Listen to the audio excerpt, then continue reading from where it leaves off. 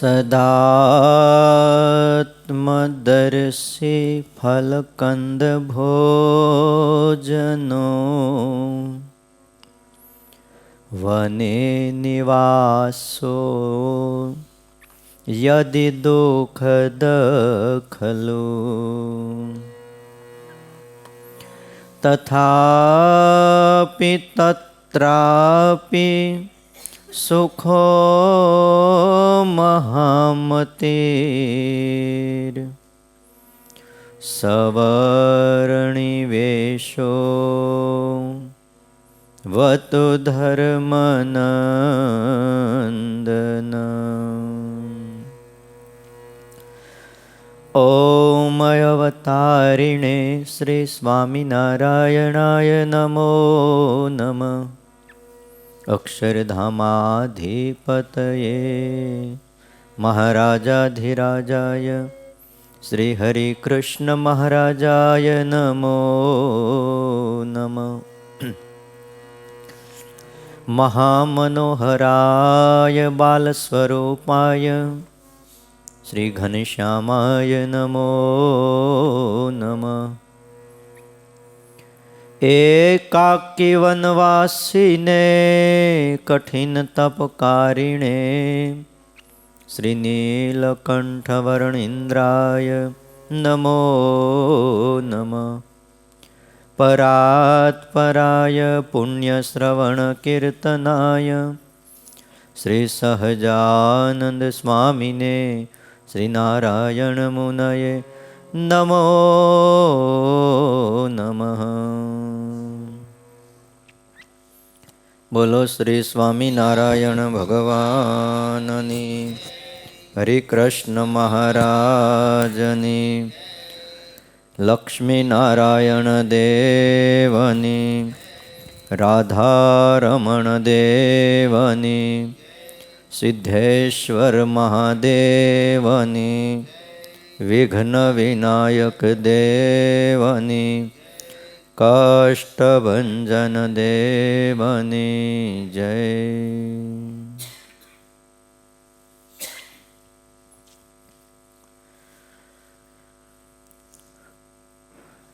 વાલા ભક્તજનો, સર્વાધાર સર્વોપાસ્ય ઈષ્ટદેવ ભગવાન શ્રી સ્વામિનારાયણ, વાત્સલ્ય મૂર્તિ પૂજ્યપાદ ગુરુજી, આપ સૌ વહાલા ભક્તજનો, આજે તારીખ 8/1/2021 શુક્રવાર છે. પવિત્ર ધનુર્માસ ચાલે છે. સવારનો બ્રહ્મભીનો આ માહોલ છે, વાતાવરણ. શિક્ષાપત્રી ભાષ્યની કથા જેનું આપણે શ્રવણ કરી રહ્યા છીએ. શ્રીજી મહારાજની એક એક આજ્ઞાઓ જીવ પ્રાણીના સુખ માટે છે. વ્યભિચારો ન કર્તવ્યો પુંભી ત્રિભિશ્ચ મામ શ્રીતે દ્યુતાદિ વ્યસનમ ત્યાજ્યમ. મદ કરનારા એવા ભાંગ આદિકને પણ મહારાજ કે અમારા આશ્રિતોએ એનું સેવન ન કરવું. નિષ્કામી વર્તમાન મહારાજને બહુ વાલું હતું. એની દ્રઢતા માટે આ ધરા ઉપર જેમનું પ્રાગટ્ય થયું હતું. સૌ પ્રથમવાર જ્યારે મહારાજ લોજ પધાર્યા, પહેલ વહેલો ગોખલો બુરાયો.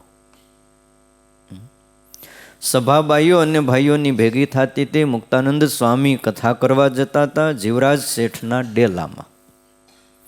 વર્ણિરાજને કહ્યું કે વર્ણિરાજ તમારે સાથે આવવું છે. તો ચાલો ગુરુદેવ, હું હારે આવું. સભા જોઈ, એક દિવસ તો બેઠા. મુક્તાનંદ સ્વામીને કહ્યું કે સ્વામી, અમે કથામાં નહીં આવીએ. કેમ? કે જ્યાં બાઈઓ અને ભાઈઓની સભા ભેળી થતી હોય તો એમાં ક્યારેક વિઘ્ન છે. મુક્તાનંદ સ્વામીએ કથા પૂરી કરી અને છેલ્લે બધાને રામ રામ કીધા કે હવેથી આ વર્ણી આવ્યા છે એ કે એમ અમારે કરવું પડશે. સભા જુદી કરાવી. બાજુમાં વાળંદનું ઘર હતું, એક દિવાલ હતી, દિવાલમાં એક ગોખલો હતો. ક્યારેક કંઈક આશ્રમમાં કંઈક પ્રસાદ વધ્યો હોય તો દેવા થાય, ક્યારેક દેવતા ઠરી ગયા હોય તો લેવા થાય. આ બધી જરૂર પડતી.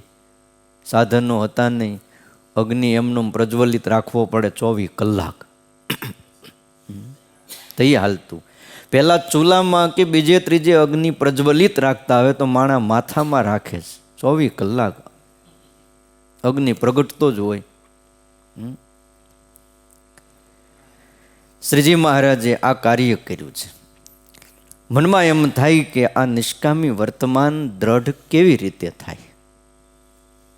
પહેલી વાત, મહારાજનો અને મોટા પુરુષનો કુરાજીપો થાય છે. આવી જો સતત જાગૃતિ રહે તો આ વર્તમાન દ્રઢ થાય કે મારા મહારાજ નારાજ થાય, મારા ગુરુ નારાજ થાય, મેં જેમને મોટા માન્યા છે એ સંત મારા ઉપર નારાજ થશે. કેટલું સૂક્ષ્મ આ વ્રત છે એ તો કોઈક મહાપુરુષો જ કહી શકતા હોય છે. કહેવાય છે કે મૂળીની અંદર હરિનારાયણદાસજી સ્વામી, જુનાગઢના બાલ મુકુંદાસજી સ્વામી, આ બધા સમર્થ સાધુઓ વર્ષમાં 2-3 વાર ભેગા થતા, ગોષ્ઠીઓ કરતા. મૂળીના સભા મંડપમાં સાધુઓ બેઠા હતા.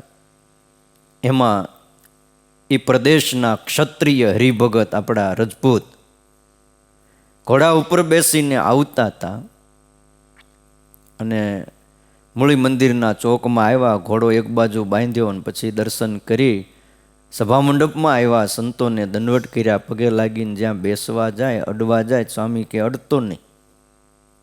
તો કેમ મા બાપ, કંઈ મારી ભૂલ? તે ઘોડા ઉપર આવતા હતા અને કોઈ પર સ્ત્રી ઉપર દ્રષ્ટિ ગઈ હતી? હા મા બાપ. તો તું અડતો નહીં કે.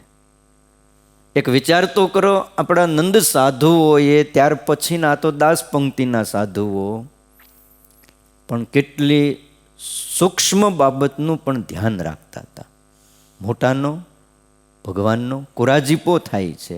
મધ્યના 33મા વચનામૃતમાં એમ કીધું, મહારાજનું મુખ શામળું થઈ જાય છે.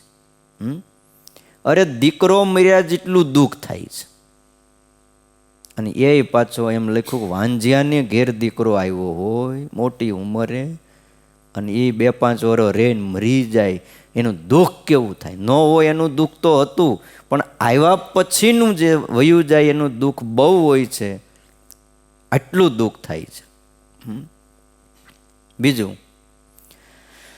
જેમ પોતાના નામનો એને કેફ હોય, ગૌરવ હોય, જેમ જોગીદાસ ખુમાણને એને એના નામનો કેફ હતો, હું જોગીનો દાસ છું, મારાથી આ ન થાય. એમ જેને ગુરુનો કેફ હોય, મોટાનો કેફ હોય, તોય આ વર્તમાન દ્રઢ પડે છે. કેવી રીતે? જેમ જોગીદાસ ખુમાણ હતા, સ્ત્રી ઉપર કુદ્રષ્ટિ થાય તો એમ કહેવાય છે કે આંખમાં લાલ મરચું આંજીને રાત્રે સૂઈ જતા. સ્વામિનારાયણ ભગવાન સાયન એને દર્શન દેવા એનું જ્યાં સ્થાન હતું, કોતરો હતી, ગુફાઓ હતી, એ સાવરકુંડલાની આજુબાજુના વિસ્તારોમાં બધો ત્યાં ગયા. દરબારો બીજા હારે હતા, હરિભક્તો કીધા હતા, મહારાજ ત્યાં જવાય નહીં, એવા ક્રૂર માણસ પાસે ન જવાય, શું કરી બેસે, અપમાન કરી બેસે, કંઈ નક્કી નહીં. ના, અમે એવું સાંભળ્યું છે કે એ કોઈ પરસ્ત્રી ઉપર કુદ્રષ્ટિ નથી કરતો, માટે અમને જવા દો, અમારે જવું છે. અને મળ્યા, બોલો, દર્શન દીધા. ક્યાં ઠેઠ ઊંડે ઊંડે હવે અને પાછો બારવટે ચડેલ એને સ્વામિનારાયણ ભગવાને દર્શન દીધા. શેના માટે? નિષ્કામી વર્તમાન. ભડલીવાળા ભાણ ખાચર ખરી હોતી બકરી ખાઈ જતો. રીંગણા આપણે બાફીને તો ટોપા કાઢી નાખી, અને ખરી હોતી બકરી ખાઈ જાય. ભાણ ખાચર એવા હતા. ભડલી ગામના ગોંદરે વડલાના ઝાડ નીચે બપોરના સમયે સ્વામિનારાયણ ભગવાન થોડી વિશ્રાંતિ માટે નાજા જોગ્યા બેઠા હતા, એના ખોળામાં માથું રાખીને સૂતા. બોલો, અનંત બ્રહ્માંડના આધારને ગામના ગોંદરે વડલા નીચે હોઈ જવું હોય તો એમને ઊંઘ આવતી હતી, અને આપણને માથે ઓઢીને સૂતા હતા. પછી એમાં ભડલીવાળો ભાણ ખાચર હાલ્યો આવે એટલે નાજા જોગીએ કીધું, મહારાજ ઓલો ભડલીવાળો ભાણ ખાચર આવે છે. અને એ વખતનો એક આમ કહેવાય ને ખૂનખાર ને જનૂની માણા. હવે બકરા એમનું ખાઈ જતો હોય કાચે કાચા, એ કેવો માણા હશે કયો, બાફવાની જરૂર ન પડે. શ્રીજી મહારાજે માથા ઉપર લુગડું ઓઢ્યું તું, કાઢી નાખ્યું અને થયું દર્શન દઈ. પણ જેવો ભાણ ખાચર નજીક આવ્યો એટલે પેલા ઓઢી ગયા, પણ પાછી વળી પાછું કાઢ્યું. એટલે નાજા જોગ્યા કે મહારાજ આમ કેમ કર્યું? મહારાજ કે પહેલા વિચાર આવ્યો કે આવા પાપી માણસને, આવા લૂંટારાનો ખૂનખાર વ્યક્તિઓને, જે બકરાઓને પણ મૂકે નહીં, એને અમારે દર્શન નથી દેવું. પણ પછી વિચાર આવ્યો કે ભલે એ ખૂનખાર વ્યક્તિ છે પણ પરસ્ત્રી ઉપર બુરી નજર નથી કરતો, લાવ અમે દર્શન દઈ. એટલે માથે ઓઢ્યું તો એ કપડું કાઢી નાખ્યું, દર્શન દીધા. બોલો, એટલે શ્રીજી મહારાજ આ વર્તમાન પાળે એના ઉપર બહુ રાજી થતા હતા. જોગીદાસને એક નામનો કેફ હતો કે મારું નામ જોગીદાસ છે. સ્વામિનારાયણ ભગવાન જ્યારે મળ્યા ત્યારે વાત કરી, પૂછ્યું કે જોગીદાસ, અમે એવું સાંભળ્યું છે કે તમે કોઈ પરસ્ત્રી ઉપર નજર નથી કરતા. હા પ્રભુ, મારી ફઈએ મારું નામ જોગીદાસ પાડ્યું છે. હું જોગીનો દાસ છું. જોગી જો નજર ન કરતા હોય તો હું એનો દાસ છું. જો, અને એ આંબરડીની આજુબાજુમાં કોઈ પણ બેન દીકરી હોય રાતના 12-1 વાગ્યે પણ રસ્તા ઉપર જઈ શકતી હતી નિર્ભયપણે. ભલે આ જોગીદાસ બારવટે ચડ્યો તો, અને એના ગામની બેન દીકરી એની કોઈ આબરૂ નહોતા લૂંટી શકતા. આવો આ જોગીદાસ. બીજું, જેમ નામનો એને પાવર હોય એમ જેને ગુરુનો પાવર હોય એનાથી પણ આ વર્તમાન દ્રઢ પડે છે. જનક રાજા એની સભામાં સુલભા નામે સંન્યાસીની આવી, અને મોહ પમાડવા માટે એણે બહુ પ્રયત્નો પણ કર્યા. એણે સાંભળ્યું હતું કે જનક વિદેહી છે, એટલે આ સંન્યાસીની હતી. એને એમ થયું કે ગ્રહસ્થ અને વિદેહી કેવી રીતે હોઈ શકે. તે હાવભાવ દેખાડે એટલે જનક રાજાએ એવું કીધું કે જો સુલભા, મારા ગુરુ છે ને પંચશીખ ઋષિ છે, એની પાસેથી હું સાંખ્ય અને યોગ આ બેય શીખ્યો છું. પરિણામે મારું મન ચલાયમાન નહીં થાય. મારું અડધું અંગ કાપી નાખો અને અડધા અંગને ચંદન ચર્ચી દો, આ બેય વસ્તુ મને સરખી છે. માટે મોં પમાડવા મહેનત ન કરો, એની કરતાં એટલી માળા કરો, ભજન કરો, ભગવાનનું ધ્યાન કરો. કોકને પાડીને કરવું છું અને પડનારા પડે, પણ મારા ગુરુ કોણ છે? પંચશીખ ઋષિ નારદ, આવા બધા જેના ગુરુ છે. એટલે એને એ પાવર હતો જનક રાજાને રાજમાં રહેવા છતાં પણ ચલાયમાન ન થયા. ત્રીજી બાબત છે ભગવાનનો જેને મહિમા હોય એનાથી નિયમ પડે, વર્તમાન પડે છે. એમાં એક તો આત્મનિષ્ઠા દ્રઢ હોય. અષ્ટ પ્રકારે બ્રહ્મચર્ય વ્રત રાખવું એ આદિ પંચવર્તમાનને પાળે અને ભગવાનનો મહિમા દ્રઢપણે સમજે. આ ઉપાય કરીને શ્રીજી મહારાજ એમ કહે છે કામનું મૂળ ઉખડી જાય. અતિશય કામનું મૂળ ઉખેડ્યાનો એ જ ઉપાય છે ભગવાનનો મહિમા હારી પેઠે સમજવો. લોયાનું પહેલું વચનામૃત છે. ત્યારબાદ મહારાજે વળી એવું કહ્યું કે કામ જીત્યાનું સાધન તો સૌથી કઠણ છે જેને ભગવાનના સ્વરૂપની ઉપાસના દ્રઢ હોય. બીજું, અતિશય પંચ વિષયમાંથી જે નિર્વાસનિક થયો હોય અને નિર્વાસનિકપણાની ગાંઠ બંધાઈ ગઈ હોય તો એ પુરુષને ભગવાનને પ્રતાપે કરીને નિષ્કામીપણું પ્રાપ્ત થાય, એ નિષ્કામી થાય છે. વળી એવી વાત કરી કે મોટાને વિશે નિર્દોષ બુદ્ધિ રાખે છે તો સર્વે દોષ થકી રહિત થાય છે. ગરડા પ્રથમના 73મા વચનામૃતમાં આ વાત પણ કરી. ત્યારબાદ એવું કીધું કે એ સ્વરૂપને તો મહારાજ કે તમે પણ દેખો છો મધ્યના 13મા વચનામૃતમાં, પણ તમારા સમજ્યામાં પરિપૂર્ણ આવતું નથી. જ્યારે વાર્તા સમજ્યામાં આવશે ત્યારે પંચ વિષય કે કામ ક્રોધાદિક સ્વભાવ જીત્યામાં પ્રયાસ નહીં પડે, સહેજે જીતાઈ જશે. અહીંયા ભગવત સ્વરૂપને સમજવાથી પણ આ દોષો છે ને એ જીતાય છે. બીજી એવી સમજણ એક રાખીએ કે ગમે એટલો ઉપભોગ કરીએ પણ તૃપ્તિકારક વિષય નથી. જે અનુભવીઓ આપણને કહી ગયા છે આપણા સાધુઓ એ એમ જ છે, અને શાસ્ત્રમાં પણ લખ્યું છે. યયાતિ રાજાની વાત આપણે સાંભળી હતી 2 દિવસ પહેલાં. ન જાતું કામ કામાનામ ઉપભોગે ન શામ્યતી. યયાતિ રાજાએ એનો અનુભવ કીધો. 1000 વર્ષ સુધી દીકરાની જુવાની માગી અને વિષય ભોગવા તો પણ એમ કહેવાય છે કે એને તૃપ્તિ ન થઈ, અને અંતે એને એમ કહેવું પડ્યું કોઈ દિવસ વિષય ભોગવવાથી વિષયની તૃપ્તિ થતી નથી. યયાતિ કહે છે કે આ મારો અનુભવ છે, અને છેલ્લે એ રાજ છોડીને વૈયા ગયા, વનમાં જઈને બેઠા. છોકરાને પાછી જુવાની આપી, તું લઈ લે, મારું ગઢપણ બરાબર છે. એ પણ 1000 વર્ષ પછી. પણ એટલા વર્ષે સમજાણું એટલે ધન્યવાદ દેવા પડે. સમજાણું જ ખરું, પાછો તો વળ્યો ભાઈ. મધ્યના 33મા વચનામૃતમાં મહારાજે એમ કહ્યું કે આત્મનિષ્ઠા અને નવધા ભક્તિએ કરીને મનને વશ કરવું, આ નિષ્કામી વર્તમાન દ્રઢ કરવાનો ઉપાય. આહાર વિહાર યુક્ત રાખવા એટલે પ્રાણને નિયમમાં કરવો. જો પ્રાણ નિયમમાં ન હોય ને તો ખાધાની બહુ તૃષ્ણા રહે. એટલે આહાર અને વિહાર 2, 10 પ્રકારના વ્યસન આવ્યા. એમાં એક વ્યસન હતું ખોટા આટા મારવા, એક વ્યસન છે. એટલે આપણને સમજાય જ નહીં, આપણને એમ જ લાગે કે ઓલા ચોકડીએ જાય ને એ જ વ્યસનવાળા. બાકી આ વ્યસન બતાવ્યું છે. પોતપોતાના નિયમમાં રહેવું, આ ત્રીજો ઉપાય બતાવ્યો.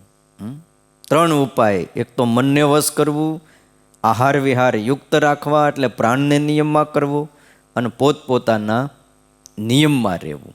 આજના સમયમાં જો કહીએ તો સિનેમા હોય, અસદ વાંચન હોય, કુસંગ હોય, પછી અંગ દેખાય એવા વસ્ત્રો ને ફેશન ને ફાટેલ દ્રષ્ટિ, આ બધું ત્યાગ કરે માણસ, સંયમિત જીવન જીવે, સાદાઈ ભર્યું ભક્તિમય જીવન જીવે, તો એને આ ઘોર કળિયુગમાં પણ કામાદિક દોષો પીડતા નથી. ઘણી રીતે એની રક્ષા થાય. નિર્વ્યસનની જીવન એ પણ જરૂરી છે. કયો એનું કારણ છે કોઈ પણ માદક દ્રવ્ય, કેપ કરનારું દ્રવ્ય એ વાસનાને વધુ ઉત્તેજિત કરે છે. ના એટલે પાડીશ. અરે ડુંગળી લસણની પણ સ્વામિનારાયણ ભગવાને ના પાડી. હવે ખાવા માટે જ બધું બનાવ્યું છે. ઘણા પાછા એમ કહો કે ભગવાને બધું બનાવ્યું છે ખાવા માટે જ બનાવ્યું છે. ખાને પણ ભેં પોદલોય મૂકે છે. કયો ઝેરે બનાવ્યું છે, બધું બનાવ્યું જ છે ને માણસ માટે, પણ ઝેર કોઈ નથી ખાતું. અને જે અનુકૂળ ન હોય ક્યાં કોઈ ખાઈશ. કારેલાનું શાક આપ્યો તો એટલું આપજો, એટલું. હું બહુ થોડું જમું છું. ભાવે નહીં. નિષ્ણાંતોનું માનવું એવું છે કે તમાકુ જેવા સામાન્ય વ્યસન છે ને એ આખું શરીરને ઉત્તેજિત કરી નાખે છે, અને એનાથી ધીમે ધીમે ધીમે ધીમે માણસ શક્તિહીન માયકાંગલો બને છે. હવે તમે બીજી વાત જુઓ કે આ વર્તમાન પાળે, નિષ્કામી વર્તમાન, તો લાભ કેટલો થાય. એક તો સર્વત્ર એનો આદર થાય. કોઈ પણ સમાજમાં, માહોલમાં, કુટુંબમાં, પરિવારમાં એ વ્યક્તિ રહેતો હોય અને એનું જીવન સંયમિત હોય, કોઈ પણ જગ્યાએ જાય, ભલે બીજું કાંઈ ન થાય પણ કોઈ એનું અપમાન ન કરી શકે. અને હવે એનાથી ડરતા રહે કે નહીં ભાઈ એ ભલે ટકે એટલો બધો નથી, પણ એનું જીવન બહુ સારું છે, એટલે કોઈ એની સામે ઊંચી આંખ કરીને જોઈ ન શકે. ખ્યાલ આવ્યો? અને એમાં કહેવાય છે, કર કછોટો ને જીભડી જે કરે વશ. કેટલા? કર કછોટો અને જીભડી જે કરે વશ, એને કોઈ ન કહે ખસ. આ તમારે જ્યાં લખવું હોય ત્યાં લખી રાખો. કર કછોટીને કછોડો, કર કછોટો અને જીભડી, આ ત્રણ જે વશ કરે અને કોઈ એમ ન કે તું ખઈશ, આઘો જા એમ ન કહી શકે. એટલે આપણે કાંઈ રસ્તામાં ઊભું રહેવું એમ નથી કહેતા, પણ એ માણાને કોઈ એમ ન કહી શકે કે ભાઈ તમારું આ ભૂલ છે, કારણ કે એણે પોતાની જીભને વશ કરી. એણે, એ બહુ અગત્યનું, ઘરમાં સન્માન પામવું હોય ને તોય જીભ ટૂંકી જ રાખવી પડે. ખ્યાલ આવ્યો? મોટા ભાગના બધા દુઃખી થતા હોય ને એમાં પોતાના સ્વભાવ પણ કારણભૂત હોય છે. ઘણા ઘરની અંદર અમુક ઘણા બહુ દુઃખી થતા હોય તો એમાં કારણ પણ હોય, એમાં આ એક પણ હોય, ક્યાંક કર્મ હોય ને ક્યાંક પછી શું છે બીજા ઘણા પણ હોય. અને કછોટો એટલે નિષ્કામી વર્તમાન જો દ્રઢ રાખતા હોય તો એ વડીલને કોઈ એમ ન કહે તું ખસ એમ. આદર્શ નિષ્કામી સ્ત્રી અને પુરુષો આ સમાજમાં અનેક થયા. એના દાખલાઓ, એના જીવન પ્રસંગોને જો આપણે નજર સમક્ષ રાખીએ તો પણ આપણને ખ્યાલ આવે કે આપણે આ નિયમ પાળવું જોઈએ. લક્ષ્મણજીની વાત તમે જો, 14 વર્ષનો જેમને વનવાસ થયો, ભગવાન રામને એમની હારે સેવામાં ગયા, અને એમ કહેવાય છે પંચવટીમાંથી સીતાજીનું પછી અપહરણ થયું. આ બધી ભગવાનની લીલા હતી. રાવણને મારવો તો એમનેમ તો કાંઈ કોઈને મારવા જવાય નહીં લંકામાં, પણ કંઈક નિમિત્ત ઊભું કરવું પડે. શોધખોળ ચાલુ કરી સીતાની. એ તપાસ કરતાં કરતાં એમ કહેવાય છે કે સુગ્રીનું મિલન થયું. હનુમાનજી મળ્યા, સુગ્રીવ મળ્યા, અને પછી પૂછ્યું કે સીતાજીને તમે જોયા છે? તો કે અમે એમ તો નથી જોયા, પણ એકવાર અમે આ વિસ્તારમાં બેઠા હતા પર્વતની ગુફા પાસે, ત્યારે કોઈ અસુર આકાશ માર્ગે કોઈ સ્ત્રીને લઈને જતો હતો, અને એમણે બૂમ પણ પાડી હતી, બચાવો બચાવો. અમે જ્યાં બહાર નીકળ્યા અને જોયું, એક ઘરેણાની પોટલી ઉપરથી એણે નાખી, પણ અમે બચાવી ન શક્યા, કારણ કે અમે ધરતી ઉપર રહેનારા, ઓલા આકાશમાં ઉડતા હતા. અને પરિચય નહોતો પાછો કોણ છે એમ. આ ઘરેણા જોવો, કદાચ સીતાજીના હોય. ભગવાન રામે ઘરેણા હાથમાં લીધા અને ખોલ્યા, લક્ષ્મણને બતાવ્યા. લક્ષ્મણ, લા જરા જોતો, આ તારે ભાભીને ઘરેણા છે, જો. અને તે દી લક્ષ્મણ એવું બોલ્યા, નાહમ જાનામી કેયુરે, નાહમ જાનામી કુંડલે. હે પ્રભુ, હું આ કુંડળ કે આ કેયુર એને જાણતો નથી. આ ઝાંઝર કોના છે એની જ મને ખબર છે. નુપુરે તું અભિજાનામી, બાકી કુંડળ અને કંકણ કોના છે એની મને ખબર નથી. કયો નુપુરે તું અભિજાનામી, ઝાંઝર ખબર છે, આ ઝાંઝરમાં સીતાના છે. એટલે પ્રભુ રામે કીધું કે એમ કેમ? ખબર હોય તો બધા ઘરેણાની ખબર હોવી જોઈએ. તો કે નિત્ય પાદાભિવંદનાથ, પ્રભુ જ્યારથી તમે વનમાં આવ્યા છો ને ત્યારથી મારી મા સૌમિત્રાએ મને કહીને મોકલ્યો છે કે તારા હાચા માત પિતા રામ અને સીતા છે. હું નિત્ય મા સીતાને પગે લાગવા જતો હતો, અને પગે લાગવું એટલે ચરણમાં નજર જાય, એટલે ઝાંઝરની મને ખબર છે કે આ ઝાંઝર મા સીતાના છે. આ લક્ષ્મણજી, તમે વિચાર તો કરો. આ આદર્શ પુરુષ કહેવાય છે. હનુમાનજી જુઓ, માં સીતાની શોધ માટે લંકામાં ગયા છે. રામાયણમાં આ બધી કથાઓ પડેલી છે. અને લંકામાં શોધ કરવાનું કામ હતું, એટલે દિવસે થાય નહીં તપાસ કરવાની, થોડું ઘણું દિવસે થાય, કારણ કે દિવસે બધા ભાળી જાય. રાતના સમયે લંકાના એક એક સ્થળે હનુમાનજીએ તપાસ કરી છે. પહેલાં તો રાજમહેલમાં જ તપાસ કરી, અને રાજમહેલમાં એ રાવણના શયનખંડમાં, પછી જ્યાં રાણીઓ રહેતી હતી, રાક્ષસીઓ બધા હોય ત્યાં બધા, અને રાત્રિએ તો એ સૂતા હોય બધા કંઈ વ્યવસ્થિત તો સૂતા ન હોય, અસ્તવ્યસ્ત સૂતા હોય. એ બધી જ જગ્યાએ હનુમાનજી ફર્યા, પણ હનુમાનજીના મનમાં રંચ જેટલો વિકાર ન થયો, એટલે હનુમાનજીને જતી કહેવાય છે. કયો? એક તો બુદ્ધિમતામ વરિષ્ઠ જીતેન્દ્રિય એમ લખ્યું તુલસીદાસજીએ. કયો? નીતિ પ્રવીણ નિગમાગમ શાસ્ત્રભૂત લખે છે ને, આખું સ્તોત્ર છે હનુમાનજીનું. એમાં નિષ્કામી ભક્ત બતાવ્યા હનુમાનજીને. તપાસ કરી, વિકાર નો થયો.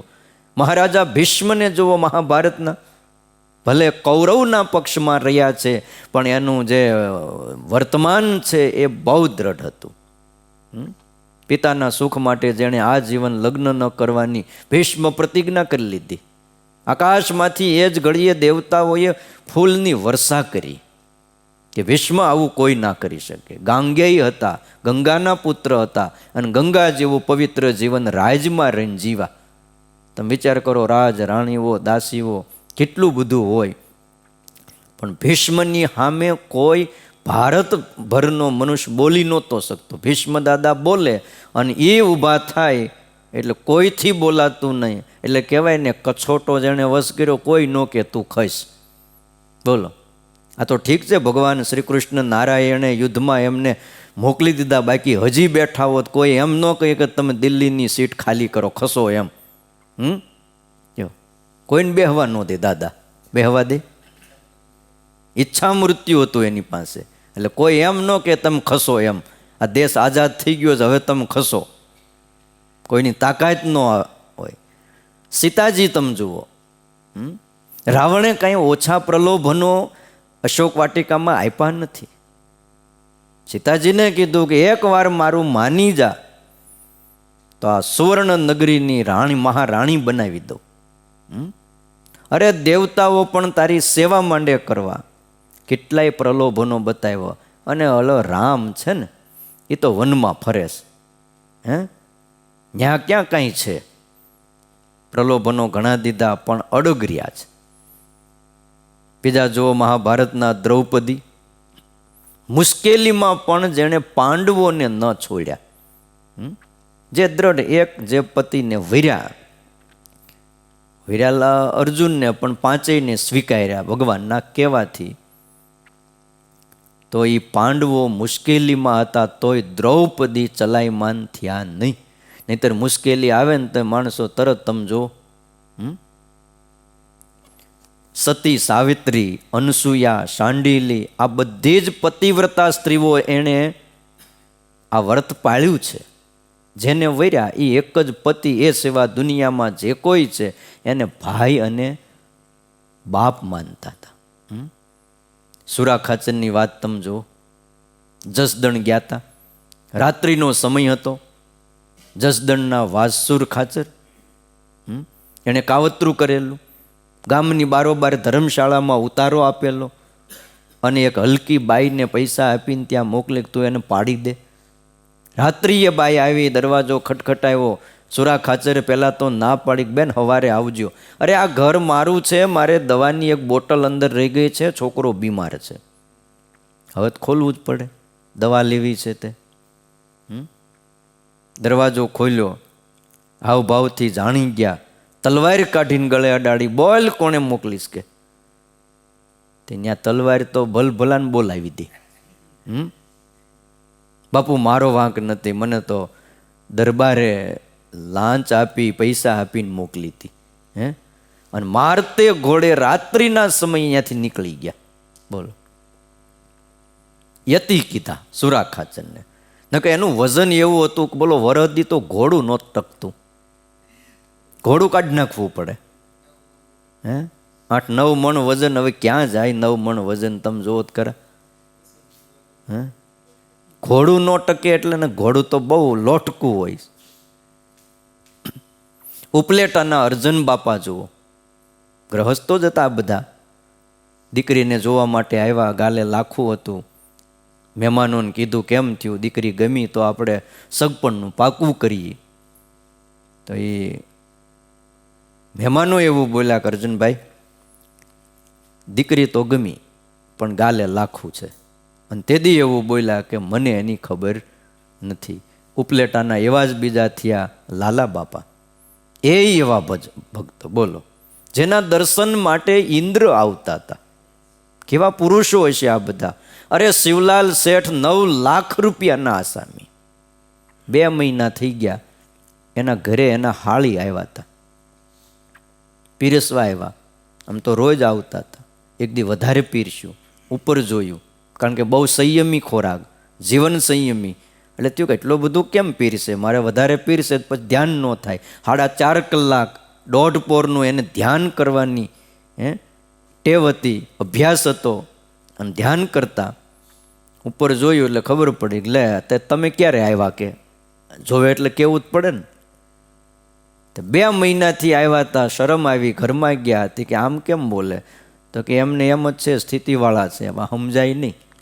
તેથી તોય માણસો વિશ્વાસો બધા માનતા, અત્યારે જ કે લે આવા હરિભક્ત થયા. વિચાર તો કરો. રાજબા જુઓ, ચૂંદડી આવી હતી, બ્રાહ્મણ લઈને આવ્યો, પટારા ઉપર મૂકી. એમના માએ કીધું, રાજુ તારી ચૂંદડી આવી. તે કે બળી બા ચૂંદડી, કે એ જ્યાં બોલે ત્યાં તો પટારા ઉપર રહેલી ચૂંદડી ભડકે માંડી બળવા. અરે જેના મૃતદેહને અગ્નિ ન સ્પર્શી શકે, આ રાજબા કેવા હશે કયો? અગ્નિ ડરે એવા જે નિયમવાળા હોય ને, એના દેહને અડતા અગ્નિ ડરતા હતા કે એ પતિવ્રતા નારીના દેહને હું ન સ્પર્શું. કેમ? તો કે મારી શક્તિ ખલાસ થઈ જાય, પછી કોઈને હું બાળી ન શકું. પછી તો બહુ પ્રાર્થના કરી. દાદા ખાચરે ગોપાળાનંદ સ્વામી કીધું અગ્નિદેવને કયો કે હવે એના ખોળિયામાં સતી નથી, આ તો એનું ખોળિયું છે. તઈ અગ્નિદેવ સ્પર્શ્યા, બોલો, અગ્નિ લાગ્યો. જીવબા જુઓ, લાડુબા જુઓ, પર પુરુષનો પડછાયો પણ નહોતા લેતા. બોલો, 20 હાથ છેટે હાલનારા આ બધા રાજ રાણીઓ હતા. એટલે વાલા ભક્તજનો, આ બધા જ ભક્તોના ઇતિહાસોને જો આપણે નજર સમક્ષ રાખીએ તો આપણને ખ્યાલ આવે કે આ લોકોએ કેવા કેવા નિયમ પાળ્યા છે. શ્રીજી મહારાજનો અભિપ્રાય એવો છે કે જેવી રીતે સોનાની થાળીમાં લોખંડનો દાગ કે લોખંડ એટલે મેક કે ને ખીલી એ શોભે નહીં, એમ ભગવાનના ભક્તને કોઈ પણ પ્રકારનું વ્યસન પણ જરાય શોભે નહીં. 10 પ્રકારના વ્યસનમાં આ વ્યસન બતાવ્યું છે. ભગવાનના ભક્તોએ બધા જ વ્યસનો પણ ત્યાગ કરવા. ભાંગ હોય, ગાંજો હોય, અફીણ હોય, માદક કેપ કરનારી વસ્તુઓ હોય, આનું પણ ભક્ષણ ન કરવું. જે મદ ઉત્પન્ન કરે એ વસ્તુનો ત્યાગ કરવો. જે વિચાર તંત્રને ફેરવી નાખે છે એવી વસ્તુઓ ખાવી નહીં. આ બધું બહુ માદક છે. અને આ બધી જેટલા વ્યસનો છે ને, એક પ્રકારે જો લત પડી જાય પછી જાય નહીં. બધુંય હોય પણ છતાંય આસક્તિ એવી છે કે માણસ બધું છોડી શકે, આસક્તિ ન છોડી શકે. જો મહારાજા ભર્તૃહરિ, હવે તમે વિચાર કરો, 92 લાખ માળવાનો ધણી એમ કહેવાય છે. આપણે 92 લાખ ગામડા સમજીએ જે, પણ કાંઈ ઓછા કહેવાય? આવડું મોટું વિશાળ જેનું રાજ, અને એને પિંગલા જેવી રાણી. પણ તમે ઇતિહાસને કથા તો સાંભળો. બોલો, રાજા એના વગર નહોતો રહી શકતો, પણ રાણીને મુદળ જ નહીં. આનું તમે શું કરો? એને અશ્વપાળની હારે સંબંધ બંધાઈ ગયા હતા. એક ન્યાય એનો ઘોડા હાચવનારો માણા હોય ને, ઘોડશાળમાં રહેતો હોય, અશ્વની દેખભાળ રાખતો હોય, અને અશ્વપાળ કહેવાય. અને ઘોડાનો પાછો પારખું હોય. એની હારે આડા સંબંધ બંધાઈ ગયા.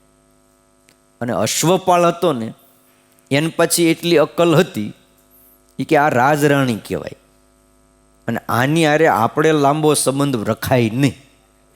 નકર ક્યારેક આપણે છે ને હતા નહોતા થઈ જાય. એટલે એ બિચારો ડરતો રહે. પણ ઓલી રાણી પરાણી મળવા આવે, સંબંધ રાખે. અને આ અશ્વપાળને પછી એ નગરની કોઈ વારાંગના એની હારે સંબંધ બંધાણેલો. આ બધું ચક્ર તમે જુઓ. અને રાજા અમર થવા મથતો હતો, એમાં કોઈ સાધુ મહાત્માએ બહુ વિનંતી કરી, તેને એનો ગુરુએ એક અમૃત ફળ આપ્યું, હાલે આ ફળ ખાઈ જા એટલે તું અમર થઈ જા. હવે એના માટે મતતો હતો. એટલે આને વિચાર આવ્યો કે હું અમર થાવ અને પિંગલા મરી જાય મારે અમર થઈને કરવું હું? કારણ કે એના માટે જીવતા હતા ઘણા માણા આ દુનિયામાં બીજા માટે જ જીવતા હોય છે. એટલે એણે ફળ લઈને પિંગલા રાણીને આપ્યું, લે ને આ ખાઈ જા. કે આ શું છે? તારે આ અમર ફળ છે, આ ખાઈ જા, તારું મોત કોઈ દી ન થાય, મૃત્યુ ન થાય. ફળ લીધું, સારું હું જમી જઈશ. રાજા ખુશ થઈ ગયો, રાજા જતો રહ્યો. રાણીને વિચાર આવ્યો કે હું આ ખાઉં ને ઓલો અશ્વપાળ મરી જાય મારે કેમ જીવવું? એટલે એણે એ ફળ લઈને ઓલા અશ્વપાળને દીધું. તમે જોવો જ ખરા, આસક્તિ શું ન કરાવે. લે ને આ ફળ ખાઈ જા, આ અમર ફળ છે, આ એકવાર ખાઈ જાય એટલે તારું મોત ન થાય, કે પછી તને કોઈ મારી ન કે. એટલે એણે એ ફળ લીધું. નાત પડાય નહીં પાછું આમાં. એને થયું કે હું ખાઉં ને અમર થઈ જાઉં પણ ઓલી મરી જાય તો.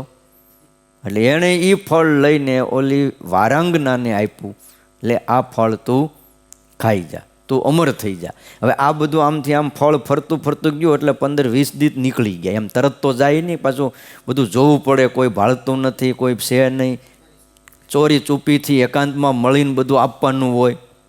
એમાં સમયગાળો મહિનાનો પસાર થઈ ગયો. ફળ એવું ને એવું આમ તાજું માજું રહે. પાછું અમર ફળ હતું ને, કોઈ ઋષિએ આપેલું. તો એ વારાંગનાના હાથમાં આવ્યો એટલે એને વિચાર આવ્યો મેં તો આખી જિંદગી પાપ કર્યા છે અને હજી કરું છું, અને આ ફળ ખાવ તો હજી મારે આખી જિંદગી પાપ જ કરવાના ને. આ તો હવે આ ધંધે ચડી ગઈ છું, હવે પાછું વળાતું નથી. પણ એના કરતાં આપણા નગરનો જે મહારાજા ભર્તૃહરિ છે ને, સાધુ જીવન જેવો છે, પ્રજાપાલક રાજા છે. આ ફળ જો રાજાને આપું ને, રાજા પ્રજા ચાહક છે, પ્રજા સુખી થાય, રાજા અમર થઈ જાય, આવો રાજા લાંબો સમય રહે, એ બધાના માટે સારું છે. એટલે બિચારી એ ફળ લઈ રાજા પાસે આવી. લ્યો મહારાજ, આ અમર ફળ. અમર ફળ? હા. એટલે રાજા એક તો વિચારમાં ચડી ગયો, આની પાસે ફળ આવ્યું ક્યાંથી? પણ જે હોય પછી કહેવાય ને, એને બીજો વિચાર કરવાનો હતો નહીં. એ કે મારે 2 અમર ફળ થઈ ગયા, એક તો મેં રાણીને આપ્યું અને એક આ બીજું. એટલે એ ફળ લઈને દોડતો આવ્યો. રાણીને કીધું હાલ આપણે 2 ફળ ખાઈ, 2 અમર થઈ જાય. તને એક અમર ફળ આપ્યું તું ક્યાં ગયું? તો કે એ તો હું ખાઈ ગઈ. પણ રાજાને પાછો એમ થયો કે આમ ન હોય, કે તો એનું ગોટલો ચોટલો ક્યાં છે? કંઈક તો હોય ને ક્યાંક. પણ હવે કેવું હું? એટલે રાજાએ છુપી રીતે પછી તપાસ કરાવી, કોઈ વારાંગનાને બોલાવી. અહીંયા આવ્યું, આ ફળ તને કોને આપ્યું? કયા ઋષિએ આપ્યું? ક્યાંથી લાવી? કે મહારાજ દંડ ન કરતા માફ કરજો, મને અશ્વપાળે આપ્યું છે. કારણ કે મારે અશ્વપાળની હારે હેત છે. એટલે અશ્વપાળને બોલાવ્યો. એટલે અશ્વપાળને ખબર પડી કે હવે દિવસો ટૂંકા થઈ ગયા. અશ્વપાળ ધ્રુજતો આવ્યો. રાજાએ આશ્વાસન આપ્યું કે ભાઈ જા, તને મૃત્યુદંડ નહીં આપું, પણ જે વાત હોય તું એ સત્ય બતાવી દે. એટલે અશ્વપાળે કીધું મહારાજ રાજી રહેજો, આ ફળ મને રાણીબાઈએ આપ્યું છે, પિંગલાએ આપ્યું છે. અને રાજાને બોલો ન્યા વૈરાગ થઈ ગયો. હા. અને પછી એ ભર્તૃહરિએ પોતે બહુ મોટા સંસ્કૃતના આમ તો પંડિત હતા, ભણેલા હતા. યામ ચિંતયામિ સતતમ મયી સા વિરક્તા સાપ્યન્યમિચ્છતિ જનો સજનોન્ય સક્ત અસ્મત કૃતે ચ પરિતુષ્યતિ કાચિદન્યા ધિક્તામ ચ તમ ચ મદનમ ચ ઇમામ ચ મામ ચ. યામ ચિંતયામિ સતતમ મયી સા વિરક્તા, હું રાત દિવસ જેનું ચિંતવન કરું છું, સંભાળું છું, એને મારા પ્રત્યે લગાર પણ હેત નથી. યામ ચિંતયામિ સતતમ મયી સા વિરક્તા સાપ્યન્યમિચ્છતિ, અને એ પાછી બીજાને ઈચ્છે છે. અને અસ્મત કૃતે છે પરિતુષ્યતિ કાચિદન્યા, અને મારા માટે કોઈક તો કુરબાન થઈ જાય. એ વારાંગનાને પછી રાજા પ્રત્યે હેત હતું, ભાઈ રાજા બહુ સારા છે. એટલે કીધું ધિક્તામ ચ તમ ચ મદનમ ચ ઇમામ ચ મામ ચ, માટે એ પિંગલાને પણ ધિકાર છે. તામ એટલે એ પિંગલાને. ધિકતામ ચ તમ ચ એ અશ્વપાળની ધિકાર છે. ઇમામ ચ મામ ચ ઓલી વારાંગનાની ધિકાર છે, અને મને ધિકાર છે. અને પછી એમ કીધું કે આ કામદેવને પણ ધિકાર છે કે આમને બધાને કુંડાળે નાખી દીધા, ચકડે ચડાવી દીધા. અને આમ કહીને બોલો પછી જે વૈરાગ થઈ ગયો, હવે આ વૈરાગને કોણ ઉતારીએ કે પછી એમાં બધા આવા બધા પ્રસંગો બન્યા ને એમાં એમના ગુરુ જે હતા યોગી હતા, અને આને ગમે એમ કરીને કાઢવો હતો. નાથ સંપ્રદાયના મચ્છેન્દ્રનાથ ને ગોરખનાથ ને બધા હતા ને, વૈરાગ જ ચડાવવાનો હતો. અને પછી જે વૈરાગ ચડ્યો અને ભાઈ એ સંન્યાસ લીધો અને કીધું કે જા ભિક્ષા લઈ આય રાજમાંથી. અને ભાઈ એ પિંગલાની પાસે બોલો એ સંન્યાસ લઈને ભિક્ષા લેવા આવ્યો અને આમ લાંબુ પત્તર ગુરુ ભિક્ષામ દે, ગુરુની આજ્ઞા જ્ઞાથી ભિક્ષા લઈને આવી. અને પિંગલાને એમ હતું કે એક વાર જો મારા હાથનું જમે ને તો વૈરાગ ઉતારી નાખો. અને પાછું પાકવું હતું, એટલું આમ મનોબળ દ્રઢ હતું. ત્યારે સામે આ ભર્તૃહરિ એને પણ એમ હતું કે આહાર કારણે ઊભો રહી જોગી નહીં ભોગી જાણવો, જે હોય આપી દે, તું રસોઈ બનાય અને હું ઊભો રહું એ વાત નહીં બને. અને આને એમ હતું કે એક વાર બનાવવું જો હું રસોઈ, અને એનું ચિંતવન કરતાં કરતાં અમુક સંકલ્પો કરતાં કરતાં માણા બનાવે ને તો એના સંકલ્પની અસર પણ માણાને એ અનાજ ખાનારાન થાય. એટલે કીધું અમુક દ્રશ્યો જોતા જોતા રસોઈ ન બનાવી. એક તો ટીવી ચાલુ હોય ને રસોઈ બનાવવી જ નહીં. હા ઠીક છે, ભગવાનના તમે કીર્તનો સાંભળો, કથા સાંભળો, કંઈક સારું સાંભળતા સાંભળતા રસોઈ કરો તો એ સાત્વિક વિચારો આખા પરિવારમાં આવે. પણ બીજું જોતા જોતા રસોઈ બનાવી હોય શું દશા થાય કયો? બધાને નડે. આ ઊભો ના રહ્યો ભર્તૃહરિ અને હાલતા થઈ ગયા. આવો વૈરાગ. પણ એને એક વાર તો એ કડવો અનુભવ કરાવી દીધો કે આ બધા દોષો આવા છે. એટલે પછી વૈરાગ થયા પછી એના હૃદયમાંથી શબ્દો નીકળ્યા, ભોગા ન ભોગતા વયમેવ ભોગતા, તપો ન તપ્તમ વયમેવ તપતા, કાલો ન યાતો વયમેવ યાતા, તૃષ્ણા ન જીર્ણા વયમેવ જીર્ણા. આપ મને એમ હતું ભર્તૃહરિ કે અમે ભોગ ભોગવીએ છીએ, પણ પછી વર્ષો પછી ખબર પડી કે અમે ભોગને નથી ભોગવતા, પણ આ બધા ભોગોએ અમને ભોગવી નાખ્યા. અમને એમ હતું કે અમે તપ કરીએ છીએ, પણ તપ તો કાંઈ થયું નહીં, પણ આધિ વ્યાધિન ઉપાધિના તાપે અમને તપવી નાખ્યા. કાલો ન યાતો વયમેવ યાતા, મનમાં હતું કે સમય પસાર થાય છે, પણ સમય તો ભાઈ જેમ છે એમ જ રહે છે. પણ અમારે જ જવાનું થાય. અને તૃષ્ણા ન જીર્ણા વયમેવ જીર્ણા, મનમાં હતું કે તૃષ્ણા જીર્ણ થાય છે, તૃષ્ણા તો જીર્ણ ન થઈ અમે ગઢા થઈ ગયા કે જોવો ને શરીર જીર્ણ નથી થઈ જતું. એટલે વાલા ભક્તજનો આ બધી જ વાતોનો વિચાર જો આવે મનમાં તો આ નિષ્કામી વર્તમાન દ્રઢ રે. આવું આવું થયું ને આમાં કોઈને સુખ થયું નથી. બીજી વાત પછી એના માટે કરીએ કે વ્યસન ન કરવું. કે વિચારો ન કર્તવ્યો પુંભી ત્રિભિશ્ચ મામ છે દ્યુતાદિ વ્યસનમ ત્યાજ્યમ નાદ્યમ ભંગાદિ માદકમ. દ્યુત આદિકને વ્યસન કીધા છે. ખાલી એક જ લખ્યું છે આમાં, દ્યુત, જુગાર રમવો. પણ આ એકથી અટકે એવું નથી હો ભાઈ. અત્યારે બહુ લાંબુ આદિ શબ્દ લખ્યો એટલે આદિમાં તો ઘણા આવી જાય છે. ન ભક્ષમ માદકમ કિંચિત ચિત્ત વિભ્રમ કૃત હિતદ. નારદીય પુરાણમાં એવું કીધું છે કે ચિત્તની વિભ્રાંતિ કરનાર કોઈ પણ વસ્તુનું ભક્ષણ ન કરવું, અર્થાત હંમેશા સાત્વિક વસ્તુને જ શરીરની અંદર પ્રવેશ આપવો, જેથી સાત્વિક વિચારો રહે, સન્માર્ગે ચાલવાના વિચારો આવે. અને ચિત્તને વિભ્રાંત કરનાર કોઈ પણ માદક વસ્તુનું ભક્ષણ કરે તો ચિત્ત ઠેકાણે ન રહે, ચિત્ત વિચલિત થઈ જાય છે. દ્યુતાદિ વ્યસનમ તાજ્યમ એટલે વ્યસનમાં જુગાર આવ્યો, કારણ કે જુગાર છે ને ધર્મના નામે રમાય છે. ગુજરાતની અંદર એમાંય ખાસ જન્માષ્ટમી આવે, શ્રાવણ મહિનામાં જુગાર રમાય છે. એમાં અમુક અમુક જામનગર બાજુ બહુ હો ભાઈ, 2 દી અગાઉ બેસી જાય બોલો.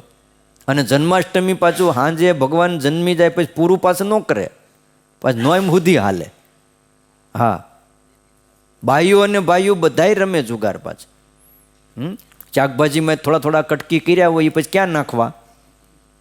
હે, એ બધા ભેગા કર્યા હોય ને પછી આ જન્માષ્ટમી આવે ત્યારે એમાં જુગાર રમાઈ લ્યો.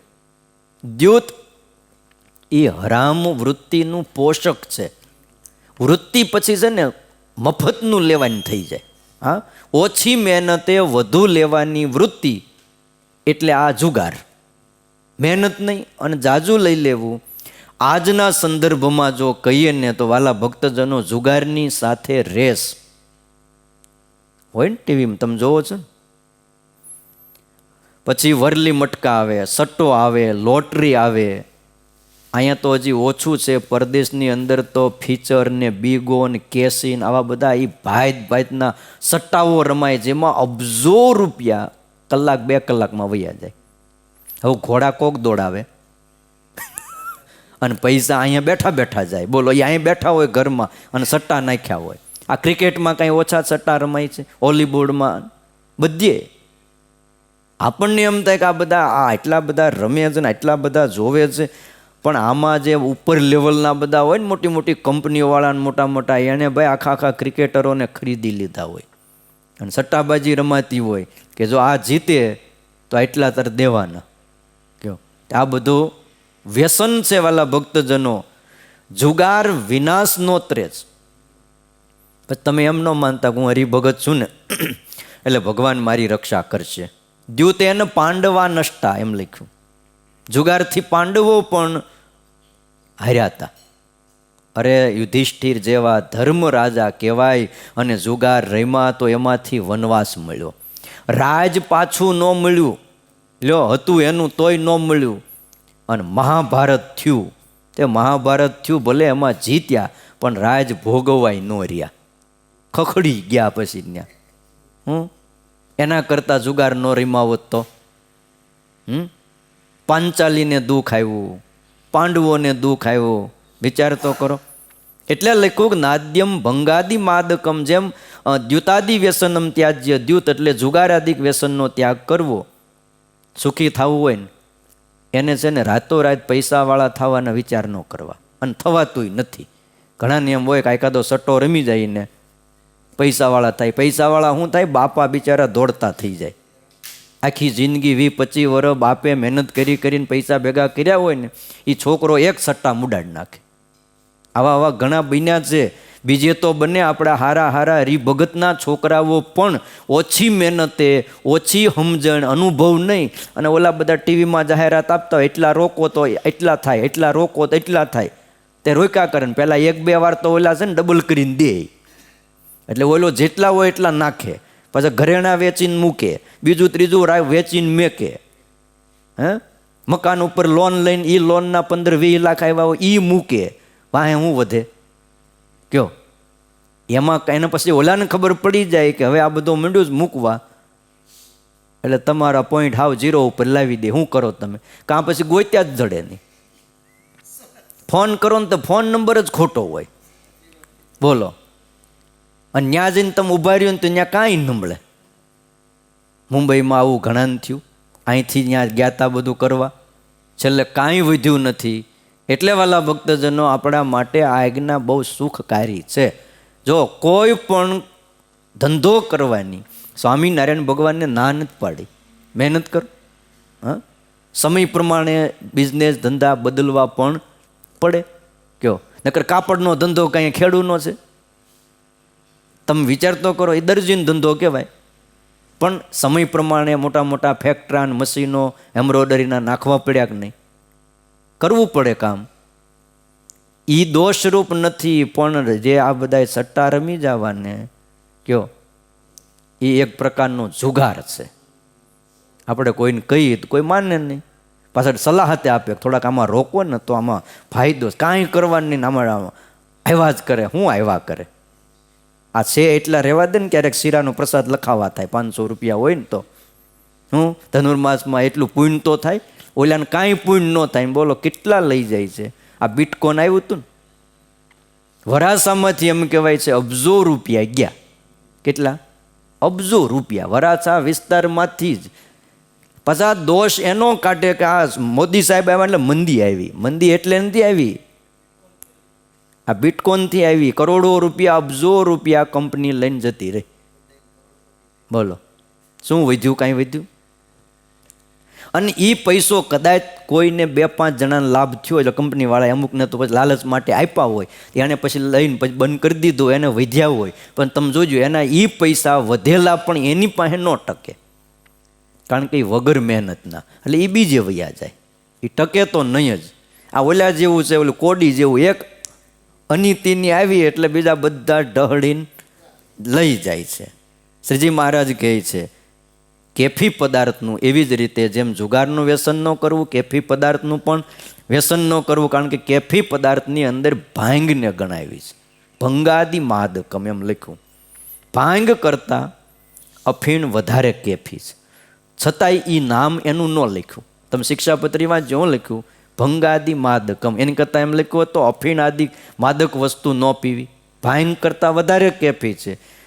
પણ ભાંગનું નામ લખ્યું એનું કારણ છે કે ભાંગ ધર્મના નામે લેવાય છે, અફીણ ધર્મના નામે નહીં.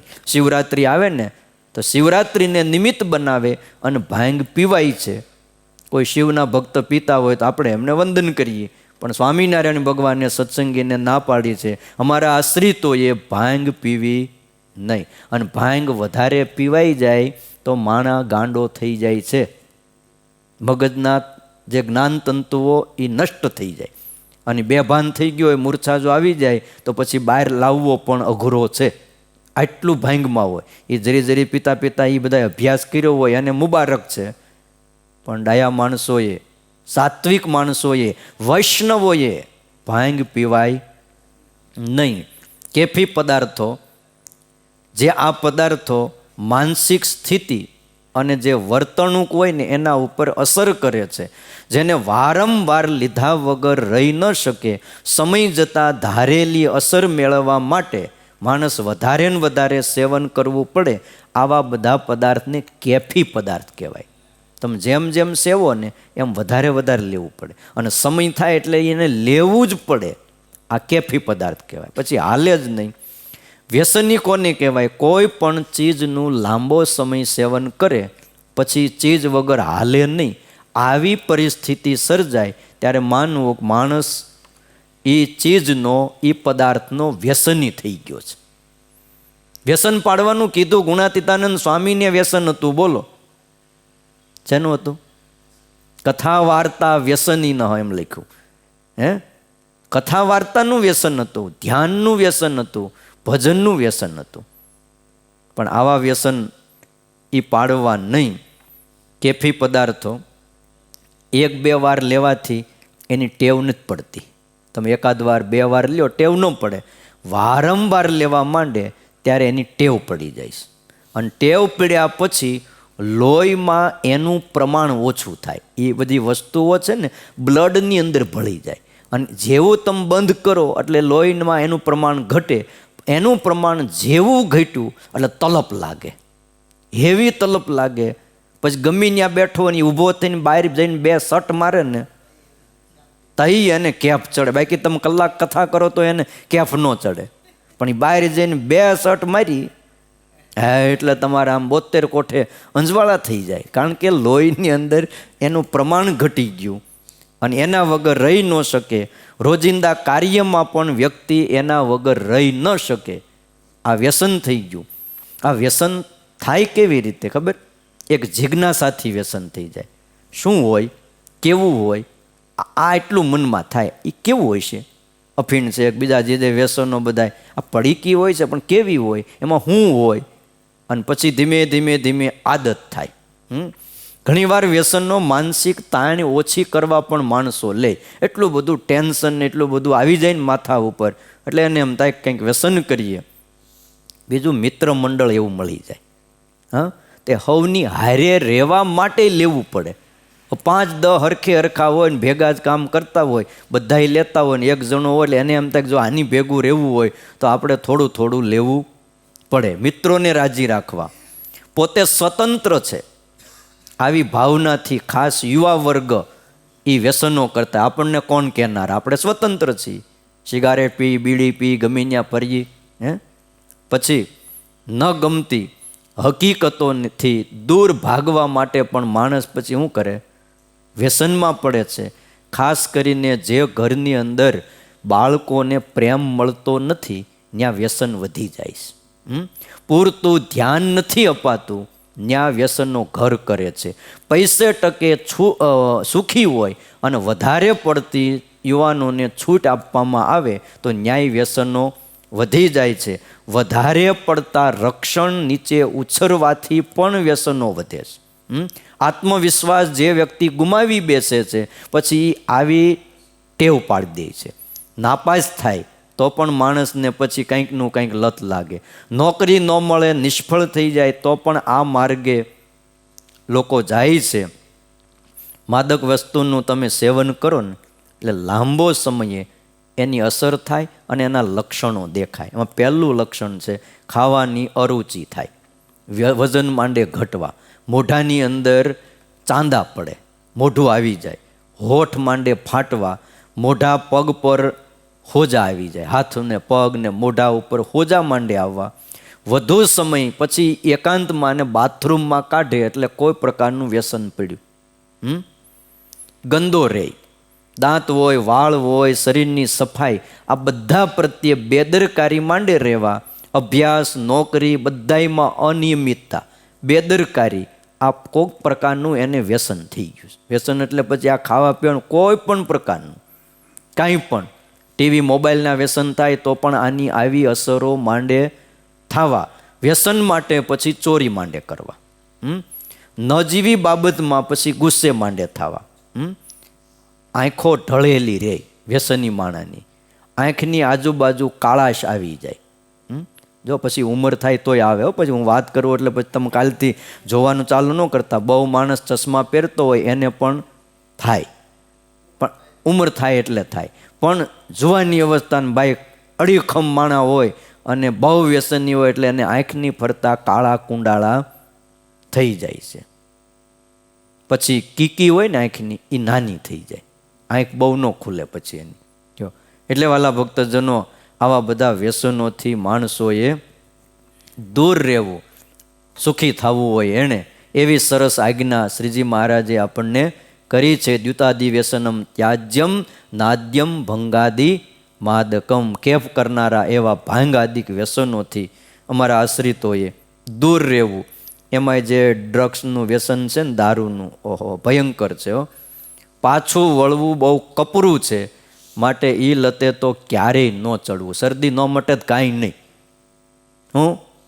ઓલામાં આપણે મટી જાય. ઘણા એક ઢાંકણું, એ કે ખાલી શરદી એક ઢાંકણું. અરે ઢાંકણું ન લો કાંઈ નહીં, એમાં થોડુંક લઈને છાતી ઉપર ઘઉં ને તોય તમારે હળખેમ પાકી જાય. લે આ લે હવે શું પાકે? પછી એની ગંધ ને સ્મેલ ને કયો. એમ લખ્યું કે એક જોડા ઉપર ખાલી એક ટીપું પડ્યું હોય, એ ચામડું જે ઢોરનું હોય ને એ ઢોરે નરકમાં જાય. બોલો, એ પશુની અવગતિ થાય કે આ મારા ચામડા ઉપર આ દારૂનું ટીપું ક્યાંથી? તો વિચાર કરો, એ બોટલ અંદર ઠલવી દે એનું શું થતું હશે. માટે ભક્તો સાવધાન રહીએ. આવી બધી વાતોને જીવનમાં ઉતારીએ. આ બધી વાતો આપણા માટે છે એમ માનીએ ને તો આનાથી બચી શકાય છે. અહીંયા કથાને વિરામ. સહજાનંદ સ્વામી મહારાજની જય.